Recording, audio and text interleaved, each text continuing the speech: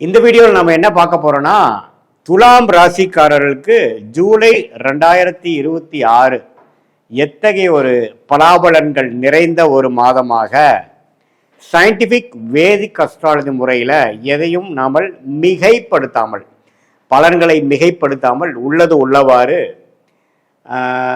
இப்போ இருக்கக்கூடிய ஆண்டு கிரகம் சஞ்சாரம் மாத கிரகத்தோட அமைப்பு பொறுத்து துலாம் ராசிக்கு ஜூலை மாதம் 2026 எத்தகைய ஒரு மாதமாக பொது பலனாக வரப்போகுதுங்கிறது இந்த ஒளித்தத்துவம் மூலமாக சயின்டிஃபிக் முறையில் பரிகாரங்கள் மூட நம்பிக்கைகள்லாம் போகாமல் உள்ளது உள்ளவாறு நம்ம பார்க்க போகிறோம். பாருங்க, துலாம் ராசிக்கு சனி 6ஆம் இடத்திலே நீடித்திருக்கிறார். குரு ஜூன் மாதத்துக்கே குரு பயிற்சி ஆயிடுச்சுன்னு உங்களுக்கு தெரியும். ஸோ குரு 10ஆம் இடத்துக்கு 2, 4, 6ங்கிற ஒரு அருமையான பாவங்களை நேரடியாக பார்க்கிறார். ஸோ அது நல்ல அமைப்பு. எப்பவுமே 2ங்கிற தனஸ்தானம், குடும்பஸ்தானம், வாக்குஸ்தானம், 4ங்கிறது இடம், வீடு, வண்டி, வாகனம், வியாபாரம், தாயார், 6ங்கிறது கடன், அடுத்தவங்க பணம், நோய், வம்பு வழக்கு, அந்த விஷயம் பார்க்குறார். ஸோ இது பார்த்தீங்கன்னா பண விஷயத்துக்கு நல்லது. கடன் மூலமாக சில பிரச்சனைகள் சால்வ் பண்ணிக்கலாம், அல்லது வரவேண்டிய பணம் சால்வ் பண்ணிக்கலாம். அப்படிங்கிற மாதிரி பண போக்குவரத்துக்கு நல்ல ஒரு அமைப்பு துலாம் ராசிக்காரர்களுக்கு இந்த வருஷம் ஃபுல்லாக கொடுக்க போகுது. அதில் ஜூலை மாதமும் ஒரு நல்ல மாதமாக தான் வரப்போகிறதுன்னு தெரியுது. ராகு 5ஆம் இடத்திலும் கேது 11ஆம் இடத்திலும் இருக்கும் பொழுது குழந்தைகளுக்காக சில மெனக்கெடுதல், பூர்வீக விஷயங்கள், லாப நோக்குக்காக சிலது நம்ம குழந்தைங்களோட முன்னேற்றத்துக்காக படிப்பு விஷயத்தில், வியாபாரம் விஷயத்தில், அதாவது அவங்களுக்கு செட் பண்ணி கொடுக்கக்கூடியது, தொழில், வேலை, சொத்து, அதெல்லாம் நம்ம கொஞ்சம் மெனக்கெடுவோம். ஸோ துலாம் ராசிக்காரர்களுக்கு ஓரளவுக்கு அந்த ஆண்டு கிரகத்தின் அமைப்பு ஒன்றும் தப்பு இல்லை. குறிப்பாக சனி 6ல் இருக்கிறது ரொம்ப ஒரு பாதுகாப்பு. இப்போ பாருங்க, மாத கிரகமாகிய ராசி அதிபதியாகிய சுக்கிரனே 11ஆம் இடத்துக்கு வரார். எப்போ? 2வது வாரத்திலிருந்து 10ல் இருக்கக்கூடிய சுக்கிரன் 11ங்கிற சிம்மத்துக்கு வரார். அதுவும் நல்ல விஷயம்தான். சிம்மத்தில் சுக்கிரன் பகை பெற்றிருந்தாலும் 11ஆம் இடத்துல இருக்கும் பொழுது அவ்வளோ ஒன்றும் அஃப்ளிக்ஷன் வராது.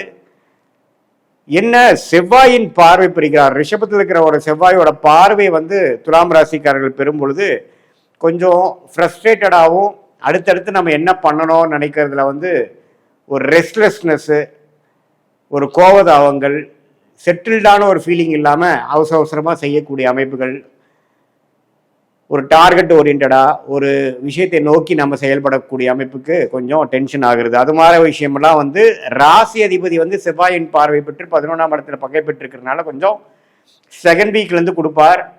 சூரியன் பாருங்க 10ஆம் இடத்துக்கு வருவது தொழில், வேலை முன்னேற்றத்தை கொடுப்பார். ஸோ இது மாதிரி டென்ஷன் ஆகி எதுக்கு ஆகிறோம் அப்படின்னா வேலையில ஒரு முன்னேற்றத்துக்காக, தொழில் அமைப்பதற்காக, ஒரு பிஸ்னஸ் செட் பண்ணுறதுக்காக, நம்ம ஒரு முனைப்போட செயல்படக்கூடிய அமைப்புக்காக, ஒரு லாப நோக்குக்காக நல்ல விஷயங்கள் செய்து முடிக்கக்கூடிய ஒரு மாதமாக வருகிறது. ஏன்னா சூரியன் பாருங்க மாதத்தின் செகண்ட் ஹாஃப்ல இருந்து கடகத்துக்கு துலாம் ராசிக்கு 10ஆம் இடத்துல சூரியன் வேலை, தொழிலில் முன்னேற்றத்தை கொடுக்கிறார்.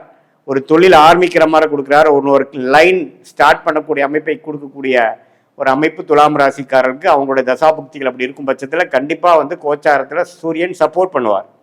அதே சமயத்தில் புதன்கிற ராஜயோக அதிபதி புதன்லேயே, அதாவது புதனோட வீட்டிலேயே மிதுனத்திலேயே வக்ரமாக நம்ம நாள் இருக்கார். 10ஆம் இடத்துக்கு வரார். அப்புறம் 9ஆம் இடத்துலேயே மிதுனத்தில் ஆட்சி பலம் பெற்றிருக்கிறது ரொம்ப நல்லது. ஐடி, சாஃப்ட்வேர், அக்கௌண்ட்ஸ் லைனில் இருக்கிறவங்களுக்கு நல்ல முன்னேற்றங்கள், ப்ரொமோஷன் கிடைக்கக்கூடிய அமைப்புகள்லாம் பரிபூர்ணமாக உண்டு.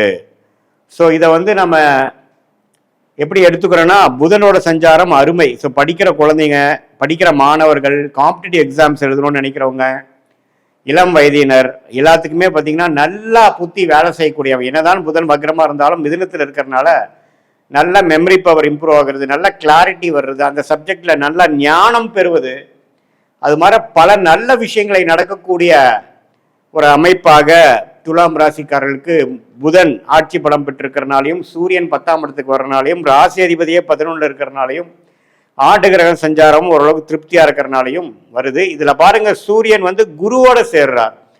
குருங்கிறவர் ஆல்ரெடி நமக்கு கடகத்தில் உச்ச பெற்றிருக்கிறாரு, உங்களுக்கு தெரியும். அதோட சூரியன் சேரும் பொழுது ரொம்ப நல்ல பலன். செவ்வாய் 8ஆம் இடத்துல இருந்து கொஞ்சம் உடல் உபாதைகள், டிராவலிங்கில் கொஞ்சம் அசௌரியங்கள், அஜீரண கோளாறு, சூடு விஷயங்கள், அது மாதிரி விஷயங்கள் கொஞ்சம் கொடுக்கும். ஸோ உடம்பு மட்டும் கொஞ்சம் பார்த்துக்கணும்.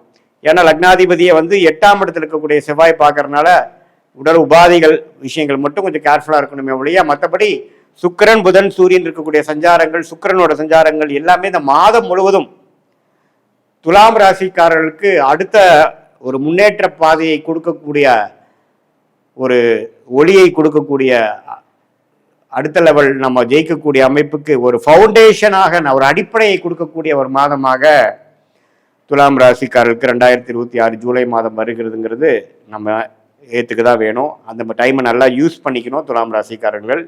இது ஒரு பொதுவான பலனே தவிர உங்களுடைய ஜென்ம ஜாதகத்தில் நீங்கள் எந்த தசாபுக்தி போயிட்டு இருக்கு, உங்களுடைய பிறந்த தேதி, பிறந்த நேரம், பிறந்த ஊரை வைத்து வரக்கூடிய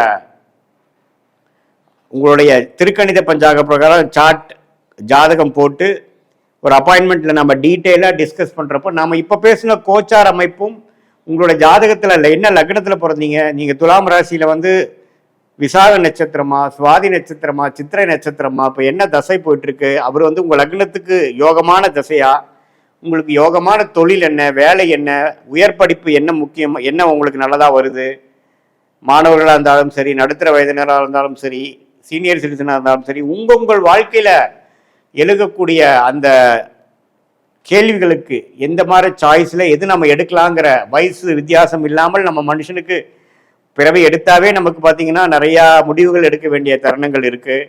அந்தந்த தருணங்களில் கரெக்டான முடிவுகளை எடுக்கும் பொழுது நம்ம கர்மாவின் படி என்ன நமக்கு சரியாக வருமோ அதுக்கு நம்ம தேர்ந்தெடுத்து எடுக்கும் பொழுது தேவையற்ற பண விரயங்கள், தேவையற்ற சமய விரயங்கள், டைம் வேஸ்ட், அதெல்லாம் அவாய்ட் பண்ணி என்ன நமக்கு நல்லா வருமோ, எது நமக்கு பிராப்தமாக இருக்கோ அதை செய்யும் பொழுது எதிர்நீச்சல் போடாமல் எளிதாக நம்ம வாழ்க்கையில் முன்னேற்றத்தை அடைந்து, அது ஃபினான்ஷியல் பெனிஃபிட்ஸாக இருந்தாலும் சரி, ப்ரொஃபஷ்னலில் ப்ரொமோஷன் ஆகிற மாதிரி இருந்தாலும் சரி, பேரும் புகழும் கிடைக்கிற மாதிரி இருந்தாலும் சரி, திருமணம் விஷயங்களாக இருந்தாலும் சரி, நமக்கு லேட் மேரேஜா, ஏர்லி மேரேஜா, அரேஞ்ச் மேரேஜா, காதல் திருமணமா, எது மாதிரி விஷயங்கள் நமக்கு காட்டுது, எப்போ நம்ம எது பண்ணுறது நல்லது, குழந்தை பேர் எதிர்பார்த்து கொண்டிருக்கக்கூடிய தம்பதியினருக்கு வந்து எது மாதிரி டைமில் வந்து நல்ல விஷயங்கள் வருது, ட்ரீட்மெண்ட்டோட பண்ணணுமா, ட்ரீட்மெண்ட் இல்லாமையே வர்றதுக்கு வாய்ப்புகள் உண்டா, உங்களோட 5ஆம் இடம் புத்திரஸ்தானம் எப்படி இருக்குது, புத்திரகாரகன் எப்படி இருக்குது, சுக்கிரன் எப்படி இருக்குது,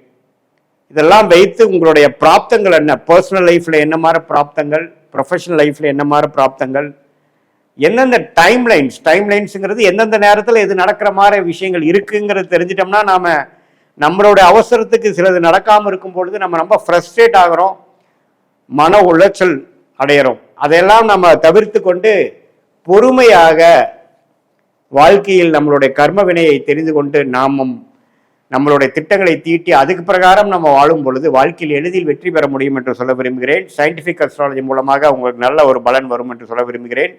மீண்டும் மற்றொரு காணொளியில் சந்திப்போம். நன்றி, வணக்கம்.